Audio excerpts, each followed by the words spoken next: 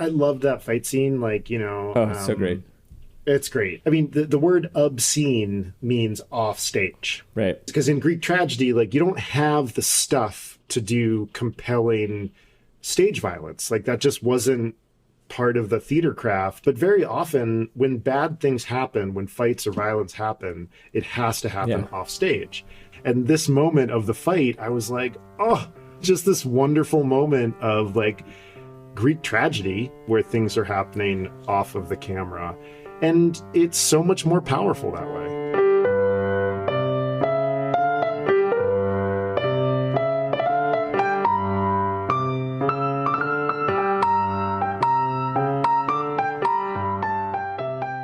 Hey, Dukes here, and before we get into our discussion of Tampopo, the film by Juzo Itami, I wanted to mention a podcast you might enjoy.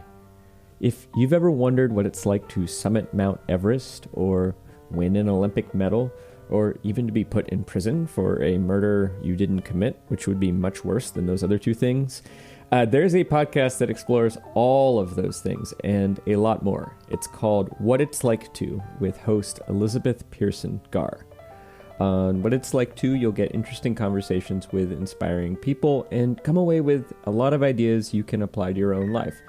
I particularly enjoyed the episode called What It's Like to Sail Solo Across the Atlantic Ocean with Cal Currier, who was 16 when he did that single-handed sailing trip. And it's totally fascinating. Another one I liked featured working Hollywood actor Barrett Swatek, and she tells stories about shady, exploitative talent agencies, sort of how she broke into the industry, and a pretty hilarious story about sneaking onto a Hollywood lot in order to kind of scout it out. What It's Like To is available in all the places you get podcasts, so search for What It's Like To ... or ellipsis to those in the know. All right, on to our discussion of Tampopo. I have an opening story I wanted to tell you. I was inspired by. I see it's something about Christopher's cakes. It is about Christopher's cakes. Listeners, that's with 3 Ks. Indeed. 3? 2. Well, Christopher. Uh-huh. 1 K. Cake. Oh, yeah, you're right. 3 Ks. K-A-K-E. Yes. 3 Ks. This is not a racist joke, I hope. No, I hope not. I certainly hope not. Not on my part. You and I were texting earlier this week, and I feel like there was a little bit of sense that we have a small and loyal audience, which we're very grateful for. But I think both of us were sort of like maybe a little bit disappointed that our growth seems to have flattened out a little bit this fall. And like these things come up and they come down, and it's sort of hard to say, but I think we both were expressing a little bit of that, and we had some back and forth. And then on Saturday, inspired by this movie, I decided to make tonkatsu ramen. I also had to run an errand, in fact, return Tampopo, the DVD, to my cute little local library. And I thought, you know what, I'm going to buy myself a dessert from that cake shop. And there was a cake shop that opened in my little neighborhood, McKinley Park, like 2 or 3 years ago. And it's not a like coffee shop where you would go and like do your work with a laptop with Wi-Fi. There's no paninis. There's no breakfast wraps. There's nothing with an egg. It's just cakes, and they do have an espresso machine. And so they do some but that's it. And no muffins, like no biscuits, cake. No. Yeah. No cupcakes. No. Well, there may be. No, I don't even think there are cupcakes. There are slices of cakes. Because everybody knows that a cupcake is just a fucking muffin. They do. Wearing a hat. They do sell cake tops though, which I don't know why they have cake tops for sale, but they're sort of wrapped. They're wrapped in a way very similar to if you were to purchase a whoopie pie at a main gas station, like similarly like wrapped with a little like handwritten just label. a disc covered in cellophane. Disc covered in cellophane, often with like Dottie's whoopie pies. Right? Yeah, with like an Avery printer label. Yeah, there you go. Like clearly somebody put the label on the whoopie pie first. first and then wrote Dottie's Pies on it. Yes, indeed. Yeah. So it's sort of maybe a little bit higher end than that, but not much. And there's a very specific aesthetic. All the letters in Christopher's cakes are a bright color. It's sort of like a birthday cake aesthetic, and the interior is done that way. And it's this beautiful little storefront in a kind of, working class neighborhood that is neither poor nor wealthy, neither gentrified nor neglected, sort of in the middle of all of these different things. I found it quite charming, and I take a lot of walks, and I've walked by Christopher's Cakes probably like 50, 60 times, and I've never gone in. And this time I was like, you know what? Rather than going to the grocery store and buying like a $3 cake, I'll go in there and I bought a choco flan, which was like a chocolate cake in which one of the layers was flan. When I walked up, there was a woman baking in the back, and she called out somebody else, and he came up and he was like, "Can I help you?" And I purchased, and we chatted a little bit, and I kind of wanted to say, "How's business?" because I'd never see anybody in there, but he seemed cheerful enough, and I had the sense that he was Latin, but not Mexican. Mexican being the largest Latin ethnicity in Chicago, but probably Caribbean. So maybe Puerto Rican or Cuban or Dominican would be the most likely scenario. Or if he is Mexican, he's like from Veracruz or somewhere on the Caribbean. So I don't know. It was just the vibe I got from him. And I just immediately got the sense that like, this is exactly what this guy wants to be doing with his life. And you could design a cake shop or a bakery that more people would probably come into, right? You could have a lot of tables with Wi-Fi. You could have, cheap, you could have muffins, for God's sakes. You could have morning glories and sesame, seed muffins. And you could have breakfast burritos. There are lots of things you could do. And he was not going to do that. Like, he wanted a cake shop. He does serve espresso, but there's no place to drink it. You would just stand at the counter and drink it, or take it to go. As Italians intend. So I took my cake, and I was riding my bike back home. I was like, this is upper middlebrow. And I don't mean that as an adjective. I mean, it's like he's doing exactly what he wants to do, and he doesn't seem to mind that perhaps there is a business model that would bring more people in, right? Like, you and I could do a 20-minute weekly podcast that was like top 10 new books on, that dropped this week. Kind of a boring podcast. I wouldn't want to do it. I don't think I want to listen to it. I don't really care about the newest books. I sort of, we could do a different version of this that probably grew our audience faster. We could focus on a particular sector of fandom. We could do all Star Wars novels. There's all sorts of things that we could only do books. I mean, we've branched out into film now, and we're going to branch out in other ways too. And I feel like we're doing exactly what we want to do, and we want our podcast to be. And, we don't have to pay like $1,500 a month in storefront rent in McKinley Park, only something like $25 a month in various like subscriptions and things like that for posting. So it just cheered me up a little bit to see the parable of Christopher's Cakes made me recognize I have three separate responses, as is very often the case when we're talking. First of all, I went on. So I have several Joshes. I have many Joshes in my life. I have sort of a surfeit of Joshes. Yes. It was one of my Josh's 50th birthday parties, 50th birthdays on Saturday, but we went for a bicycle ride the day out, as somebody referred to as, "Oh, this is sort of your Boxing Day." And I was like, what an interesting way to talk about the day Boxing after Day. your birthday, right? Right, yeah, exactly. I was like, does Christ think about Boxing Day as like his Boxing Day? I don't know.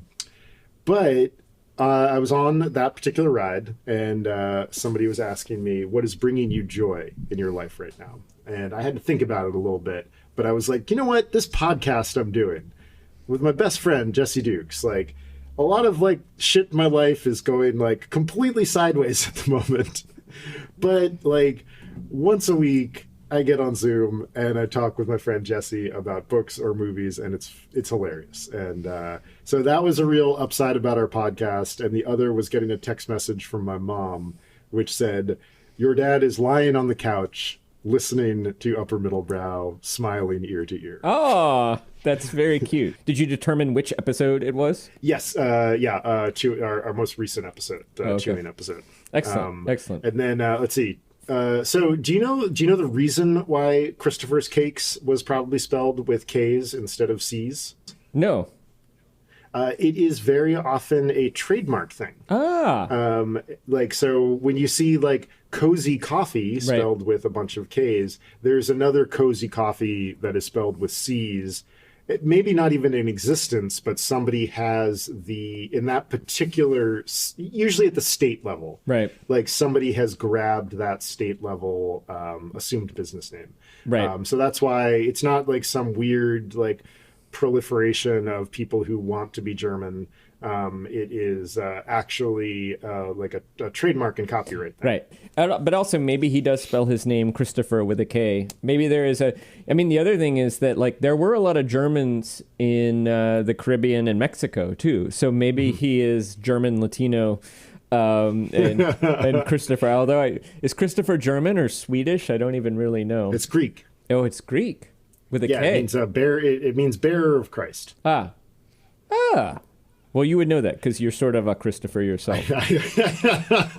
I am. More than sort of. I learned that from my great high school art teacher, John Hayes. So does Topher mean bearer? I believe so. Yeah, right. I believe like Toffer is some sort of Shall we get into our prime business? Yes, let's get into it. As usual, I only managed to get 2 out of my 3 anecdotes about your bakery in. Let's do the third one. Sorry. The proliferation of Joshes. Which led to your saying that this podcast gives you joy, which I agree with. This is one of the most fun things happening in my life right now, and it's something I always look forward to. And even just like editing it, I will procrastinate other tasks to edit some Upper Middlebrow on Reaper for a little bit.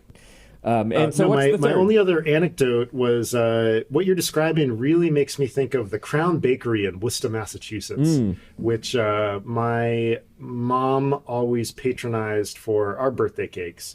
And so it sounds very similar, like lots of primary colors, just a glass front counter. This is the 1980s, so I doubt an espresso maker, but maybe a coffee maker that maybe you could order some drip coffee from.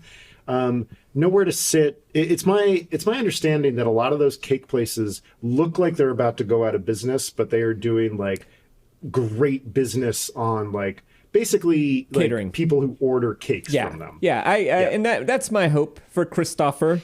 And I was even thinking in the analogy that sort of just as you and I are not likely to make much money doing this thing that we love, we both have our catering. We have our equivalent of That's true. that. Yeah, we have our right. Dukes and Bag can always make a living. It might not always be the most exciting thing that we're doing in our lives, but usually it's something adjacent to that. That's true. Yeah. Our livings are adjacent to very interesting things, which is great. Yeah. That's what we're doing. But yeah, let's talk about. I love that we watched it at the same time. Yeah. Like we both were watching it at the same time. To each other randomly. And it was great. Yeah. It was wonderful. It was very nice to like know that psychically, I think I was like 10 to 15 minutes ahead of you, it felt like. Yeah. But it was really nice knowing that we were kind of wandering through. I've never seen this. Have you seen this before? No. But we open in a theater. This is Juzo Itami's 1986 classic Tampopo, revered. Holy crap.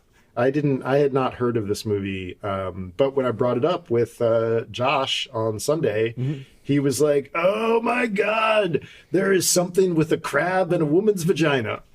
And I was like, "Yes, I think you're right." I think it's a shrimp, and I don't know that the vagina is involved exactly, but yes. But he was really correct in terms of like we're in the ballpark. Got the feeling correct. Yeah. We begin in a theater where we are greeted by a young gangster who is there with his girlfriend, who breaks the fourth wall right away and says to us, "I see that you're going to the movies as well." pretty much like complicating everything right off the bat. Right. Like, and that first look that he gives the camera is actually a little scary too. Yeah. You're like, no, you're not supposed to see me. Don't look. Like, it's kind of like if you watch Twin Peaks, there's a moment in a dream where Killer Bob does the exact same thing and appears to be looking right at you, right at us. You're right. And I had forgotten that moment. It is terrifying. Yeah. It is creepy. Bob he's is crawling quite creepy. on the bed, actually, towards you. So it's as though you're having a nightmare, and that man is crawling on your bed towards you. Yeah.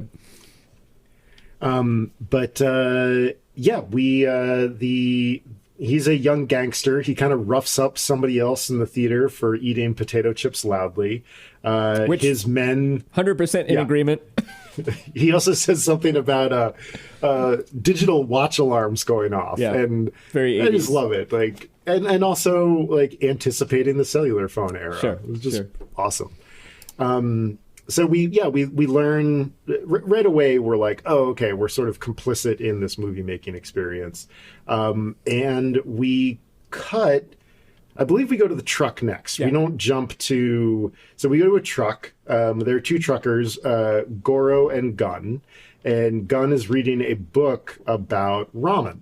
And we get this cutscene to a ramen master educating a young ramen eater how to correctly eat ramen to like really experience it. And Goro is driving, Gun is reading the book, and Goro is like, oh my God, your book is making me hungry. Let's stop for ramen. And so they stop at a local ramen store. They go in and they get in a fight with some rude customers. We don't get to actually see the fight. It happens sort of wonderfully off scene, off camera. Mm-hmm. And Goro loses because he's trying to take on 5 of these rude customers who are hanging out in the ramen shop. He doesn't beat them off, but it sounds like he sort of gives as well as he gets. And he ends up spending the night because he's knocked out. He doesn't spend the night romantically. The ramen owner is a woman. She has a young son who is also beat up by people his own age, by a group of bullies. A clear echo. Yeah. Very, very. We're both in the same world. She makes them breakfast. She makes excellent pickles, but we learn that she's really not a good ramen cook. Goro and Gun get in their truck to leave. She chases them down, and she asks Goro for help becoming a better ramen cook. And I'll kick it back over to you. We then go into a classic training montage. Goro is training Tampopo. And everything from keeping the water hot enough and ladling out the noodles. Goro's training really focuses on the mechanics, because later we're gonna train in some other dimensions. And then in the midst of this training process, we get a scene that echoes both Mike Tyson's Punch-Out and more initially Rocky, where Mickey is riding behind Rocky in a bicycle. They're jogging along a river in Tokyo. And then we get the first of a series of little interlude sketches that there are some businessmen who happen to be walking by, and the camera leaves Goro and Tampopo and follows them into this fancy French restaurant. And then there is a series of skits that ensue in the restaurant, including several of these important middle-aged or older businessmen, and then the junior, the kind of office flunky who they all are kind of abusing. They're ordering French food. One of them makes a reasonable but not very sophisticated order of sole fish and Heineken beer. But then it turns out that the young guy is very acquainted with French cuisine and makes an order that impresses the waiter, and all the businessmen are embarrassed. And whether they're embarrassed that he had the temerity to order something different than his seniors, or whether they're embarrassed because he clearly is better at ordering food, we're not sure. And then there's a sort of pan within the restaurant to a kind of Miss Manners style manners teacher teaching a bunch of young women how to eat spaghetti in the proper Western way, which means eating it very quietly and not slurping it. But then there's a Briton or perhaps American man in the restaurant. He's slurping his spaghetti, and then they all start slurping their spaghetti in a way that is both funny, but also, to me, gets to be a little bit grotesque because there's just a long slurping spaghetti scene. It's a little reminiscent of the great like vomit scene in Stand By Me. Yeah, where you're just like, oh god, this is too much. Yeah, there's too much of it, and there's a few moments I will say that I had that feeling with, especially some of the moments involving the young gangster and his girlfriend. Then we get to the scene that you alluded to. This restaurant also caters to the gangster this amazing spread, and then he and his girlfriend engage in sexual play using a lot of the food. And then, as I recall, we're kind of back to Tampopo and Goro's quest. And they go on a series of kind of ramen misadventures where they're kind of spying on other ramen shops, learning ingredients. There's one scene where she sneaks into the back of one shop and spies on a cook to learn his broth secrets. There's another scene where they almost get in a fight with some other ramen makers because the ramen rumble because Tampopo is kind of taunting them a little bit about their broth, and but at a certain point they decide. Goro decides he's going to call in Sensei for help, and I'll kick it back to you. Yeah, so they go to find Sensei, who is homeless, it appears, and lives in a park with a bunch of other homeless people, who all turn out to be like fantastic gourmands. Right. One of them describes finding a very rare 1981 vintage a bottle where there's like a quarter left in a dumpster, and he brings it back and everybody gets a sip of this incredible, and they're like incredibly well cultured. Yeah. And after Goro says they're sort of taking Sensei away, they go up a set of stairs, and all of the homeless gourmands also turn out to be a great chorus. Yeah, they sing like four-part harmony. They sing this beautiful four-part harmony to Sensei and Goro and Tampopo. One of them takes Tampopo's son to break into a restaurant. And after learning that Tampopo's son loves rice omelets and makes him a perfect rice omelet on the spot, Great. As the night watchman arrives, he goes in one door trying to catch them. They sneak out the other. It's like something from the Muppets. Well, amazing. And I would say probably like Buster Keaton or Charlie Chaplin is sort of silent film caper. Also has a kind of feel of French noir from the 1960s. I mean, this movie is very eclectic in its influences, which is great. And it really mines all sorts of like film nostalgia. I mean, it's really. I think the rice omelet section is a direct Charlie Chaplin allusion. The Sensei helps with Tampopo's training, and they get another benefactor in the character of a rich old man who is eating next to them at a restaurant, and perhaps orders a little too richly. He almost chokes to death. Tampopo rescues him by using a vacuum cleaner to suck the thing that he is choking on out of his mouth. Out of gratitude, he kind of agrees to help fund their endeavor. And so, I mean, what's going on here is we are getting the posse together. Right. This movie is it's a ramen western. It is not a spaghetti western.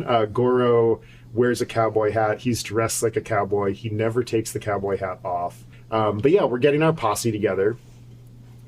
And right around this time, we begin... The way this movie works is we get long sections of the main plot, and then the camera sort of loses interest in the main plot or gets like interested in something else. Yeah. And we go off and we watch that. Right. And this next one is our gangster from the beginning is being shot to death in the rain. Apparently, shootouts almost always happen in the rain. I went and did some TV tropes lookups, and I feel like it's also very common in like the sort of contemporaneous like John Woo Hong Kong films too. Like yeah, I can see that. We suddenly go from one type of movie to another type of movie in this movie a lot. Yeah, and our gangster gets a traditional romantic farewell it's like with his Beowulf, girlfriend. right? Yeah. Yes, it's just like Beowulf. It's like the dragon has killed him. He's wounded the dragon. He's about to be set off on, Right. his Viking funeral. And what does he decide to talk to his girlfriend about?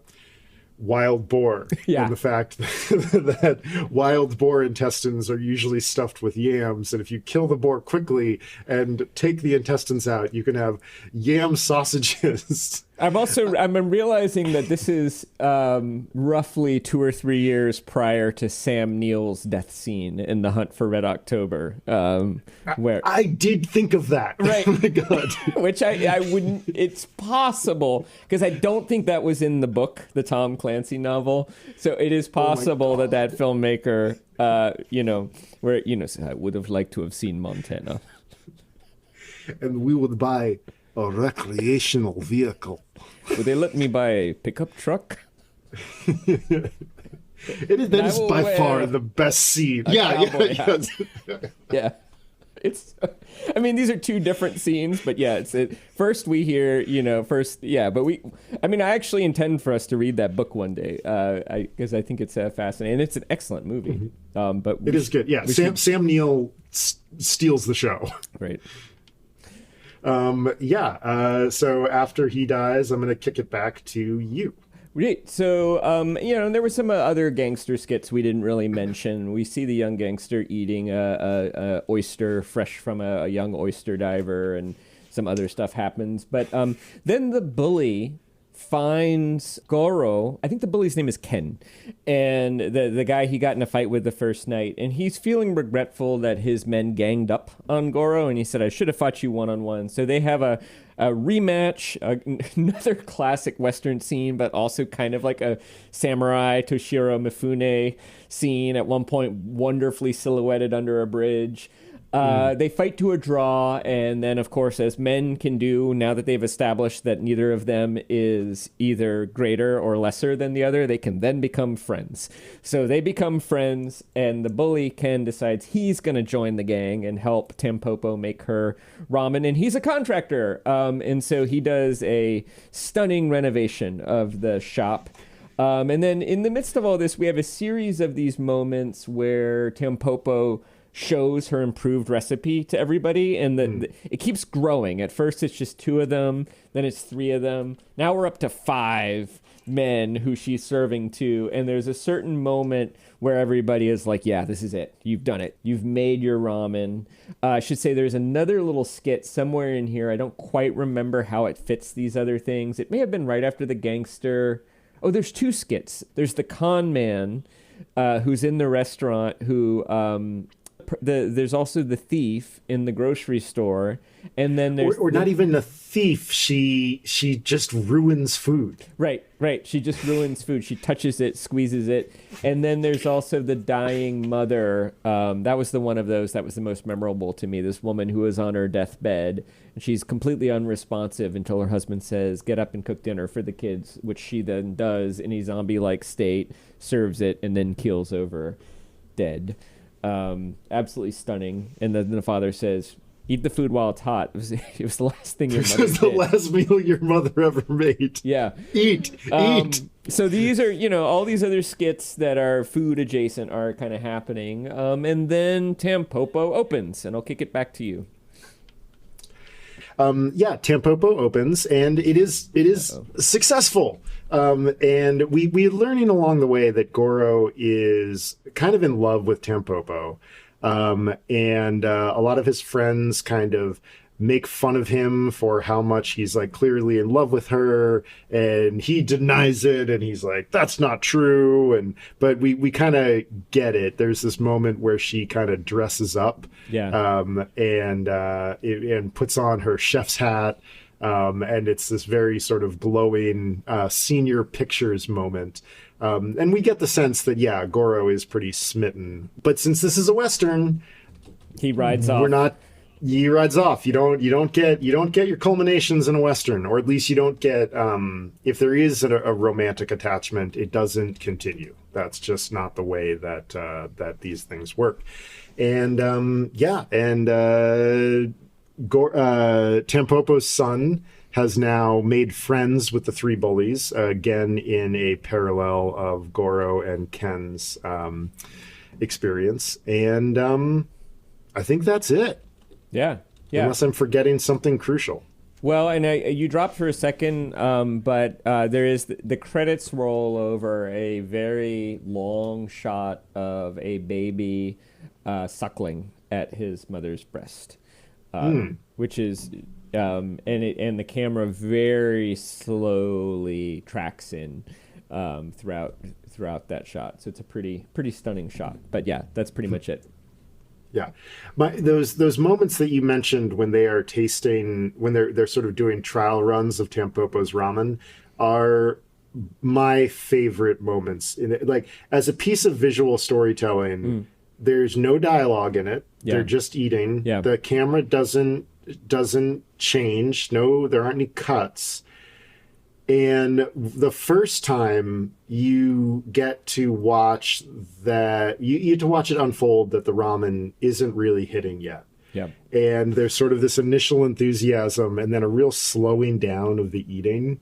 And then the choreography of it is just stunning. Right. And then the second one where it really works is equally stunning and equally silent. And you can really see the influence of like silent movies on this. And there's so much subtext in this film, and there's so much visual storytelling in this film. I mean, there's a lot of dialogue too, but so much of the story is conveyed through things like the camera angle, the editing, and also just what the characters do visually on camera. Yeah. My first question is about framing devices, because we have a series of framing devices that we begin with. So our first framing device is we are at the movies and we are watching a movie of a character in a movie theater telling us that we are watching a movie.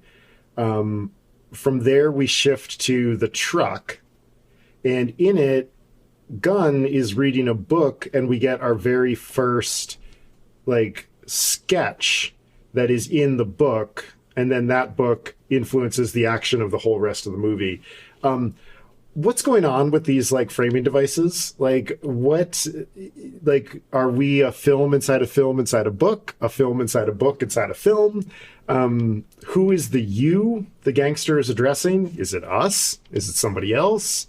And I'm not looking for specific answers to this, but what did it do for you? What was your experience of realizing that there was pretty quickly that there were several framing devices being used here?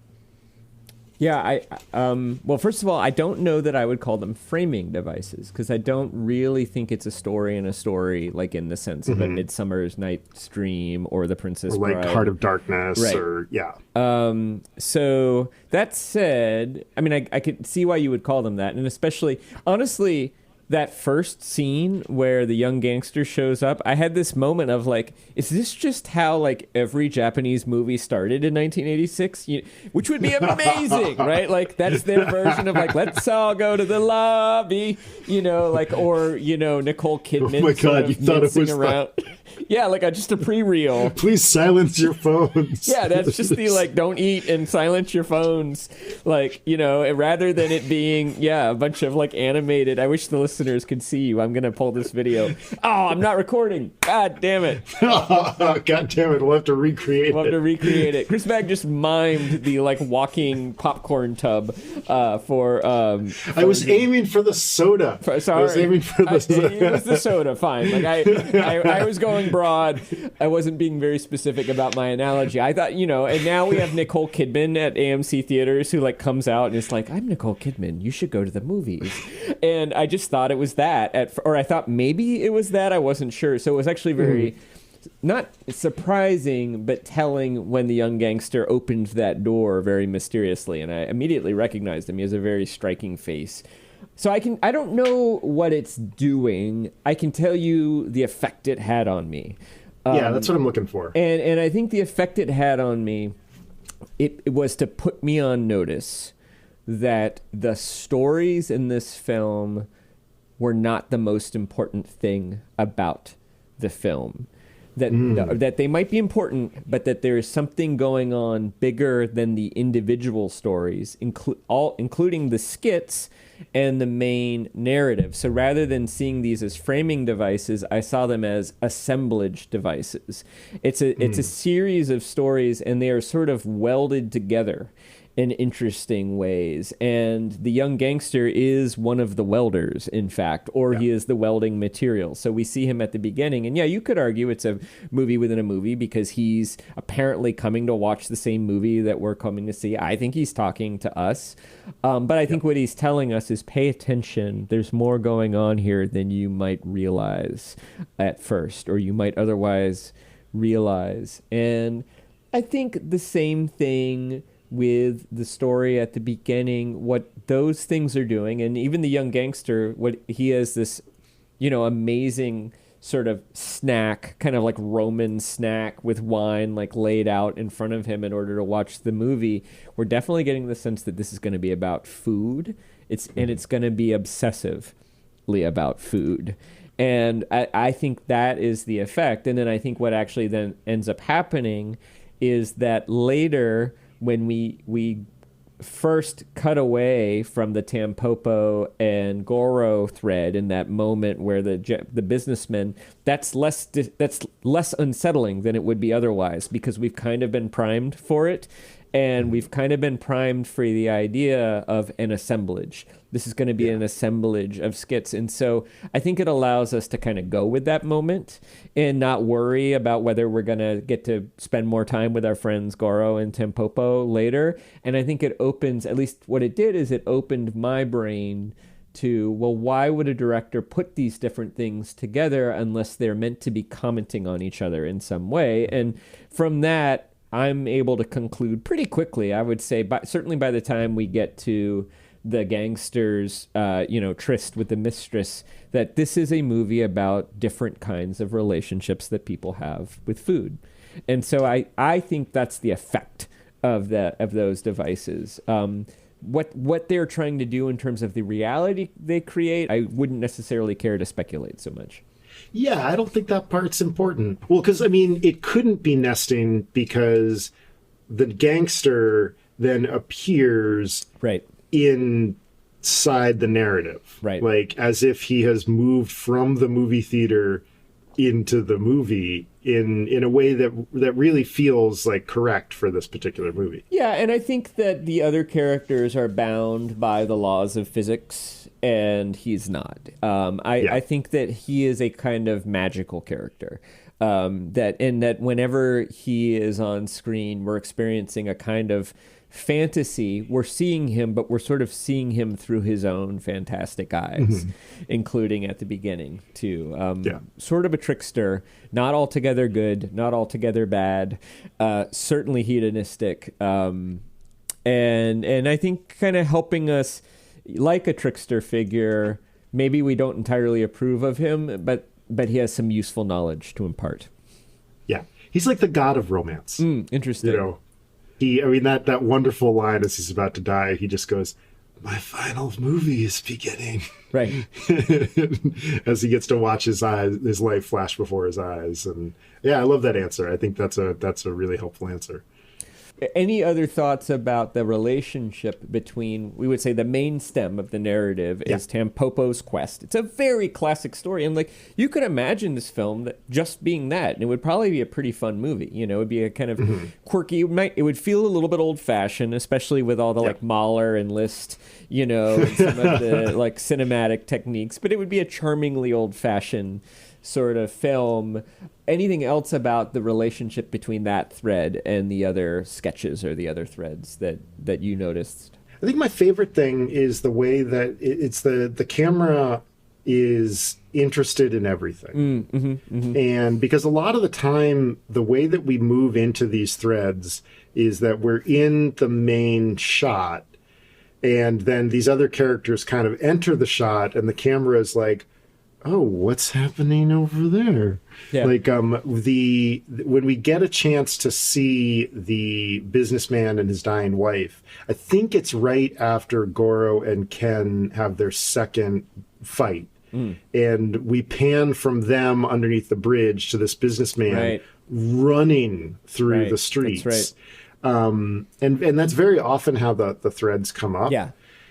And then Even usually when what the gangster happens is shot, we hear the gunshots in the ramen shop, and then there's a cut. Yeah. You know, then there's a cut. It always, the way that it enters is something pulls the camera's attention away. Yeah.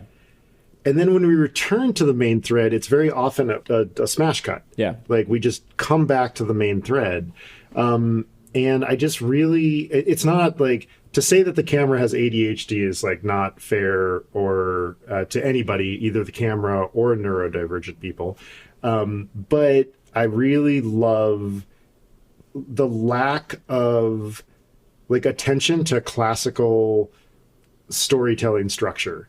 Like that there's kind of this like, well, let's go and look at this. Yeah. It feels like it feels like Ovid's Metamorphosis or something like that, where there is less attention to like a very clear narrative, and Metamorphosis is just about people changing. That's it. Like these like strange fables of transformation that just happen kind of one after another, and it's wonderful. And I think you're right. This movie would work without those. It's like a dodgeball or any sports movie like ever made. Yeah, yeah. Bad News Bears. Yeah, totally. Yeah, exactly.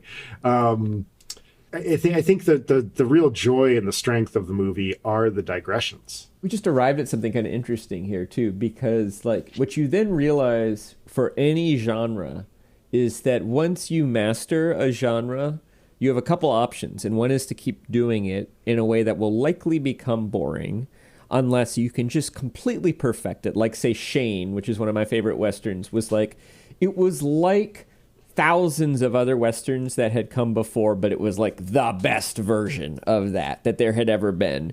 And this movie reminds me a lot of Shane. It's the classic, a stranger comes to help and then leaves. So it has... But the other thing you could then do once you've mastered a genre is play with it or subvert it in different ways. And it's has anyone, I guess, there was a Ben Affleck movie recently that kind of sort of did this, but then didn't. But has anyone played with the underdog sports movie like that? I feel like there's a wonderful opportunity to make a movie that's like a meta underdog sports movie. And, this one doesn't subvert it by making Tampopo like give up and lose and die. I mean, we still get our happy ending. And I feel like this movie has this really comforting sort of central core to it that then allows us to explore things that I think are quite a bit more disturbing or ambivalent, and there's something really fascinating about that structure that I think is really useful, and it's a good path to greatness that I'd never really thought about before. What are some of the sections about, you said that there's some sections of this that you find disturbing or ambivalent. Yeah. Like what, tell me about those. Like what jumps out at you as unsettling aspects of this film? Let me give you two, if that's all right. So of course. I think, if we could take the spaghetti and the fancy restaurant scenes as one, I think both of those I found a little bit unsettling. And I think they're dealing with an unsettling topic, which was a big deal in Japan at that time, which was Japan's modernization and growth and westernization. And in both cases, you essentially have people who, through reasons of social hierarchy and social climbing, are trying to emulate some kind of behavior. And that is awkward and it's uncomfortable. And in the case of the businessmen, I don't know entirely what to make of it, but we understand that they are tremendously embarrassed by their sort of junior partners' fluency with the French menu. And really, they shouldn't be, right? Because food is for us to all enjoy. It's not a contest. And then, there is something grotesque, sort of like the parable of Lardass from Stand By Me, about the spaghetti slurping. But in both cases, it's being played for comedy, but you have this sense of tragic aspiration in both of those little skits that I find both, to use one of your words, embiggening or edifying, but also kind of painful to watch. Yeah. But then the big one for me, where I have the most ambivalence, is the gangster. And I think because he engages, essentially, if this is a movie about people's relationships to food, he is literally the fetishizer. He fetishizes food. He's a hedonist, and so he uses food to accompany sexual play, and also he merges sort of the aesthetic of the pleasure of the taste with also the aesthetic of the suffering and death. So, when he's doing the thing with the shrimp, he's kind of torturing the shrimp, I think what he does is immerse them in port wine and then puts them on his partner's belly. There's a moment with the oyster where he gets cut and then he kisses a probably underage girl who licks the blood off his face, but I also think he's taking delight and pleasure in the oyster's, nearly dead state, but not entirely dead state. And it engages a kind of, I'm not sure I'm going to use the word socially conservative, but a kind of moral, it is a kind of social conservatism, but it's not in line with America's conservative movement, social conservatism. Right, totally. Yeah. But I have an ethic that I've developed over the years that justifies meat eating. And, it was best articulated to me by the man who ran the farm at the place we used to work, Mark, who was a kind of a gruff, middle-aged man, a little bit intimidating to the campers at this summer camp. But one time I saw him intervene when a bunch of young boys were imitating the sounds made by the sheep, kind of bawling at the sheep. And he ran over to them and kind of gently, but also firmly said, guys, everybody in this farm has a role and they have a job to do. And it's the job of these sheep to die so that we can have food and sustenance. And we need to respect that. And I think that is a clear articulation of my morality around playing with food. And I don't like the Nathan's hot dog eating contest. What people want to do in the bedroom is their own business, and I'm not going to be judgy about it, but I don't find it pleasurable or enjoyable to see people treating food, particularly animal-based food, as a source of erotic play, and particularly if it involves kind of the suffering of the shrimp. But even the passing the egg back and forth of the mouth, I found that grotesque. It's unsettling for sure. I found it very unsettling. It was beautiful, the vividness of the colors, all of that. And I think that even though I find the gangster character to be kind of charming, to me, he does sit in a similar space. You called him a god of love, but to me, he is more like Loki or Coyote or Anansi. I wouldn't trust him, but I might find him charming. I found those moments unsettling, and I was more grossed out by them than anything else, even though I could see viewing the film and finding them sort of titillating, too. And actually, I wanted to ask you this question, sort of, what do you think the tone is towards the gangster and towards his erotic experimentation? I mean, the gangster owns the more unsettling parts of the movie. You're surprised at the direct address. Anytime you're direct addressed in a movie, there's a moment of like, wait, me? Me? Yeah. Oh shit. Okay. Yeah. I didn't want to be complicit. I just wanted to watch a movie. And that's what you get with breaking the fourth wall. That's an important aspect of that. The tone as regarding the mood of this film is overwhelmingly upbeat, but the tone of voice that goes along with it is cautionary. The dying wife who is sort of roused to cook her last meal by her husband being like, I know what will rouse you to action. Yeah. Make us dinner. Very clear social observation and critique, I think.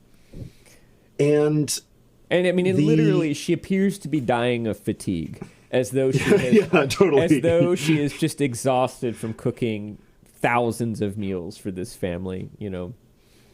Yeah, if consumption were not tuberculosis, if consumption were just like lacking the final will to go on, she has been sort of consumed by like drudgery. The role that society, drudgery has like put upon her. You know, the gangster is different. Like, you watch the food and sex scenes, at least I did, and it sounds like you are too. They're not erotic. Like, you don't watch them and think, oh, I want to do that. Like, maybe towards the beginning, there's a little like, oh, that looks like fun. And then it quickly goes like way too far.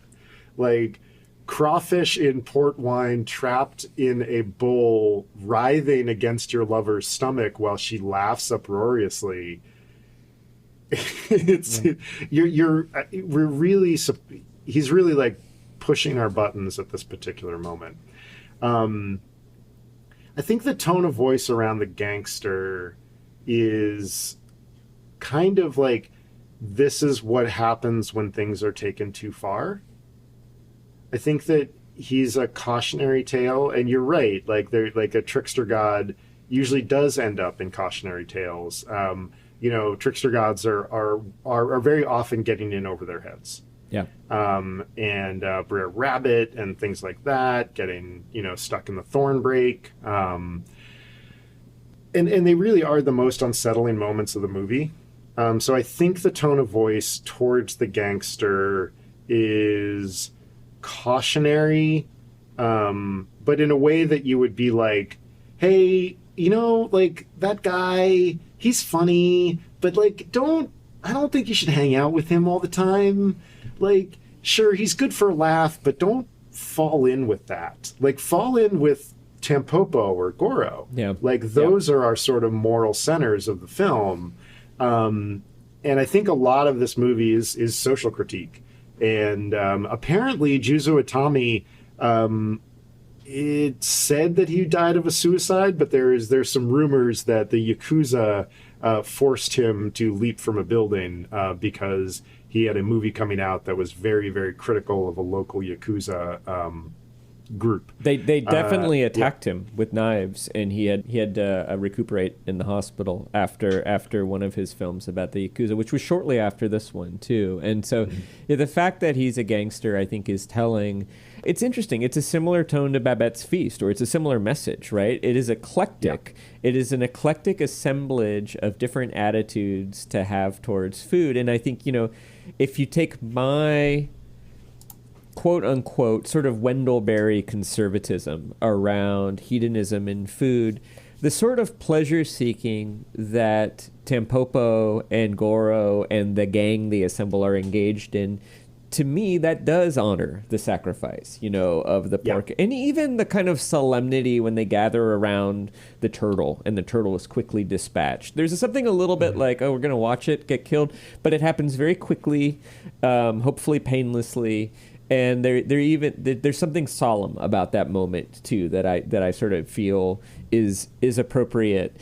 I do feel like that central thread in those characters have and are experiencing and exploring the greatest relationship of the food, you know, towards food in Itami's framing, which is the pleasurable quest for perfection. You know, that they are both seeking the perfect ramen, but they are also, the pursuit of the perfect ramen is in itself a reason for live. And that, you know, the homeless men, I was reading a little bit about homeless men in Japan during this time, which is, it's different than in the United States. And there's a lot of shame associated, but there also wasn't really much effort by anybody to do anything about it because it was seen more of as a choice. And so the way in which they also, you know, they're like the sensei's chorus, literally the sensei's chorus, and they surround him, and they're almost like demigod avatars of this this endless quest for perfection, which Itami is saying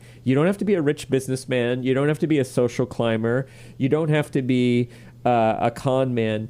Anybody can actually participate in this particular quest. You can be a homeless guy rooting through the dumpster, and if you know what you're looking for and you have the right joy, you can have a better culinary experience than some millionaire businessman ordering Heineken. And that's really neat. That scene also to me is a real cast back and a real quote from Cannery Row. And actually the fact that Goro and Gunn are truckers, that really reminds me of the trucker scene in the film version of The Grapes of Wrath too. So I see a lot of Steinbeck in this as well. Sensei and his assemblage really reminds me of Doc Ricketts and the boys from Cannery Row. And, in the sense that the way Steinbeck tells that story, you have the sense that actually hanging out with Doc and the boys for a Saturday night party would be the best place you could ever be, in 1920s Monterey. You wouldn't want to be with those fancy suits up in Carmel, in their golf courses and their martinis and their suits. Yeah, I think there's a reason I keep coming back to the Muppets with this movie. Like the Muppets are the brilliance of the Muppets is that when they came out, they were nostalgic for a time that was already long gone. Yeah. Like the vaudeville, variety shows of the, 30s and 40s. And your Doc is Doc Ricketts. The homeless chorus reminds me so much of Dr. Teeth and the Electric Man. Yeah, they have the look of Dr. Teeth, right? Yeah. That's, it's funny. One of the guy who smuggles them into the restaurant to make the rice omelet really reminds me of my friend Zeke, who I don't think you may have met him once in New York when I was visiting you in New York, but he kind of dresses like that even though he's not homeless, and he walks around with a slide guitar, and they have that similar grin, like, let's get up to some mischief, let's go break into a restaurant and make the perfect omelet. They are sort of like happy imps. They have some kind of mythological antecedent that I'm not thinking of.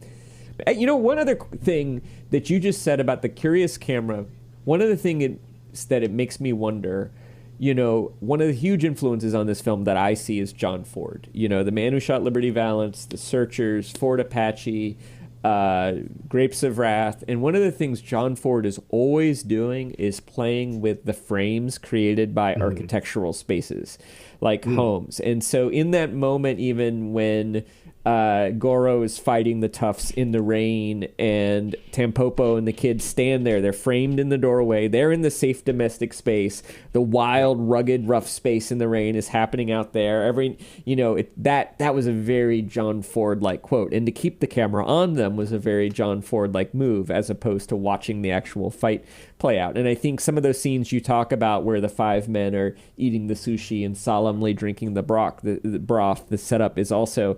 I'd be curious to see if the camera is locked more, like if it's tripoded more during the Tampopo main thread narrative, and whether it is more loose and curious during the skits. Like if I were going to watch this again, that's a visual experiment I would do. I know that during the restaurant scene, the camera is very curious. The men come in, and it's clearly a handheld camera, and then it slowly tracks in on the junior officer.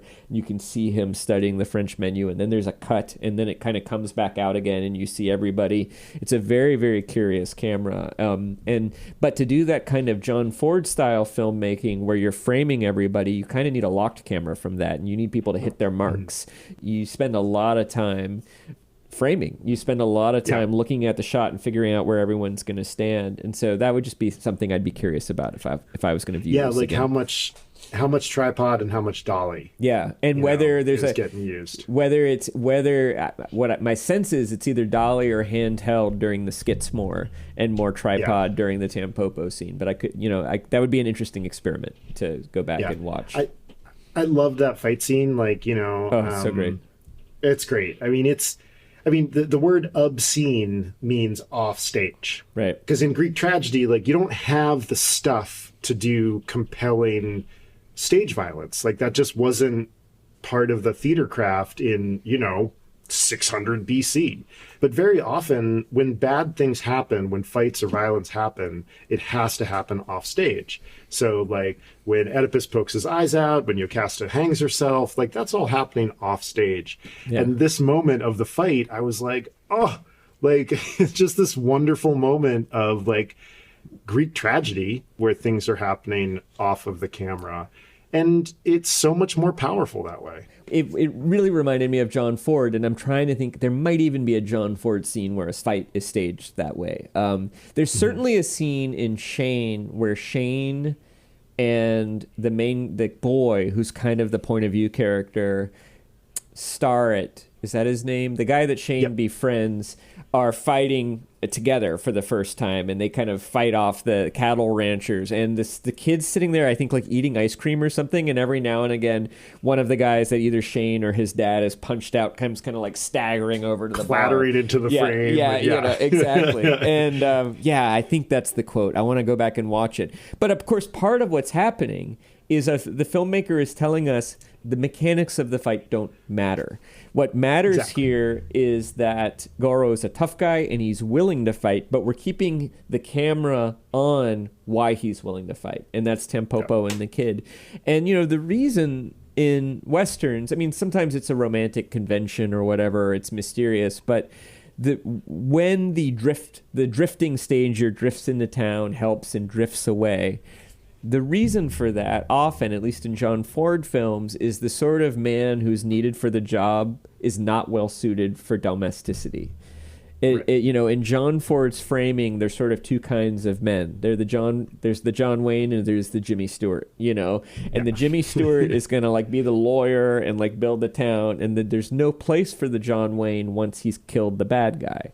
And what that, I think in this case, I don't necessarily think there's as much meaning. I think my sense is that Itami is not saying as much. He's merely adhering to genre.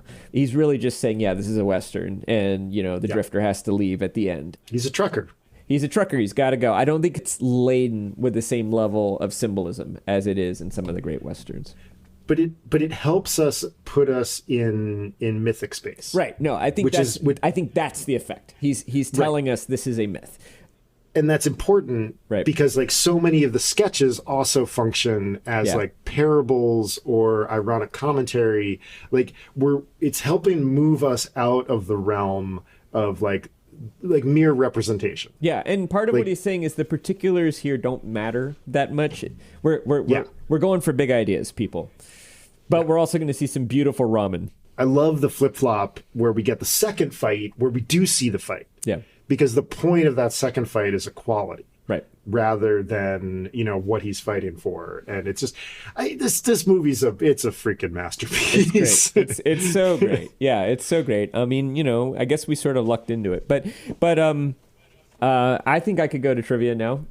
Yeah, I'm very glad that I didn't go with my original trivia questions, which was about which Westerns this is a direct homage to, because it's pretty, almost every article references Shane as the originating material. So I'm glad I did not go with that one. So the largest bowl of noodle soup ever made. I'm sorry to report that it was not ramen. It was pho, the Vietnamese noodle soup. Yeah. But was that bowl of soup A, 500 pounds, B, a shade under 3,000 pounds, C, 6,300 pounds, or D, Ringworld sized? Excellent. Mr. Niven, we're sorry. We love you. We both love you. He's alive. I think he would love this convention, based on what I know of him. I think he would be quite honored. What was the third option again? Your three real options are 500 pounds, a touch under 3,000 pounds, and then 6,300 pounds. 6,300 pounds. That's like 3 trucks. I'm trying to think of, like, you said it's a bowl of soup? It was a bowl of soup. Okay. The bowl itself was also significantly large. I mean, was the bowl counted in the weight, or was no? The bowl was separate from the weight. I feel like you could, in theory, create 3,000 pounds of soup in a giant cauldron. I don't think you. I mean, I suppose you could do 6,400 pounds, but the resources you would need to marshal would be enormous at that point. So I'm going to go with just under 3,000 pounds. B. You are correct. Nice job. It was made by a Vietnamese food company called Vifon. It weighed in at 1,359 kilograms, or 2,996 pounds, 1.3 ounces. This article says that is the same weight as 187 bowling balls. Interesting. Which makes me want to chat with this writer. Well, we all know that a bowling ball vary. I mean, bowling balls vary between at least like vary 8 in size, quite a bit. Yeah, it's like a really weird writing choice. It is a very strange writing choice. Yeah, I mean, I understand the gesture there, which is to relate it to something more familiar. You know, thus the like, oh, it's 3 football fields. And men are always like, oh, that makes sense. And women are like, I have no idea what you're talking about. I mean, I'm being a little bit sexist here. Lots of women know how long a football field is, et cetera, and lots of men don't. But that was a particular thing in my household growing up, was the sort of complaining about the use of football fields as a standard measurement. Apparently, Miss Universe Vietnam was also in attendance at this feed. And it was served to 1,963 hungry spectators because 1963 was the year that this particular company was formed. It is in the Guinness Book of World Records, the largest bowl of noodle soup ever made. I wonder what the canonical, if this is the canonical ramen film, what is the canonical pho film? Oh, there's got to be one. I mean, I think pho gives ramen a run for its money. I mean, you can tell that they are related cuisines, and they're both working class. And you know, roasted meat, noodles, broths are different. I actually find pho a little bit easier to make. And I usually use. I'll often use. They use a fish paste, but what I'll often do is buy a can of anchovies and then boil the anchovies into a very thick broth, and then add that broth to my sort of chicken or beef stock to kind of get that, plus the star anise and a few other aromatics. But anyway, let me give you your trivia question. Sure. Juzo Itami, the director of Tampopo, had a very close relationship with one of the film's actors. Was it A, Nobuko Miyamoto, who plays Tampopo, was his wife? B, Yoshikato, who plays Sensei, was his acting coach in the 1950s, or, you know, actual sensei.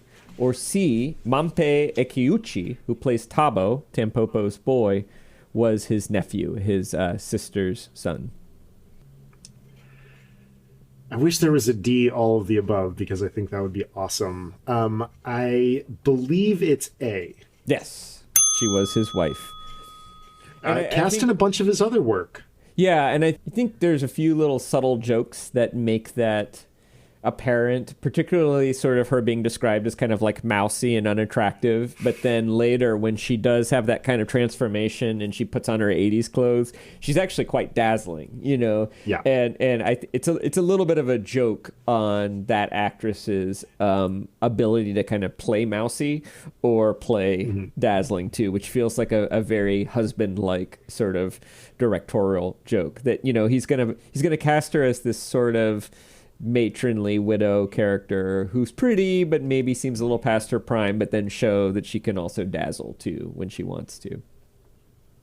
Yeah, there's a real she's all that moment. Yeah. Oh, I haven't seen she's...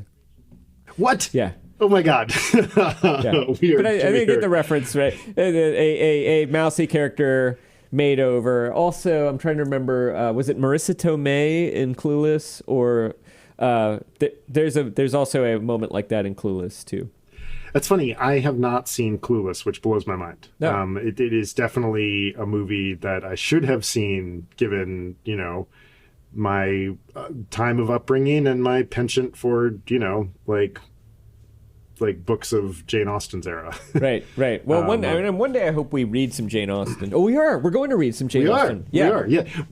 We both should start reading Bleak House. Like we need to. That's one that we should probably get going. Oh, because it takes a long time. It's a big book. Well, good work. We both got the trivia. So, listener, next will be Ang Lee, which, by the way, what a great director. Yeah. Ang Lee's relatively early in his career film, Eat, Drink, Man, Woman.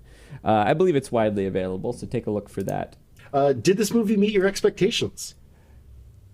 You know, I think it exceeded them in a way. I did think it was going to be more of a story and less of an assemblage. And so in a way, there was a part of me that was sort of like, oh, I thought this was going to be a great little like sort of noir story, kind of like a Bad News Bears. But then I think this is actually, it exceeded my expectations. It's a brilliant film, I think. What about you? I almost had no expectations going into it because I learned to set aside my expectations after The Cook, the Thief, the Lover. And I just loved this. I had such a blast. I can't wait to watch this with as many people as I can. It's a joy. Yeah, I mean, I think I'll watch it again, too. I mean, there's so much to look for. Anyway, Upper Middlebrow is a small point production. Chris Bagg and Jesse Dukes are the truck drivers, young gangsters, and senseis. Music by Ben Pajak and Jesse Dukes. Design and website by Chris Bagg. You can learn more about us at uppermiddlebrow.com.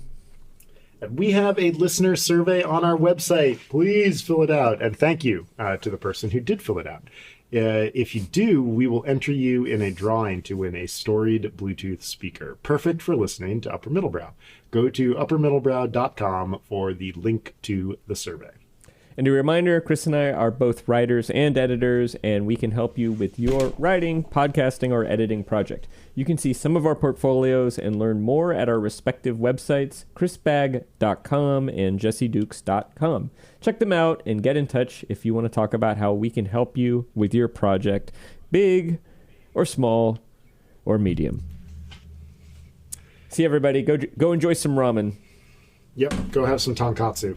Go have some tonkatsu. Try to make your own. It's hard. It's not easy. Give yourself 24 hours if you're going to try to make your own. I tried to do it in about 6 hours, which was not enough time. Although it turned out okay, but need a little more time to reduce that collagen. Yeah, you gotta get that real depth of flavor. You need a good steam kettle. That was one of the great joys of working in like big restaurants. You'd like steam kettle like that you could like cook a person in. Which has probably happened. Oh my god.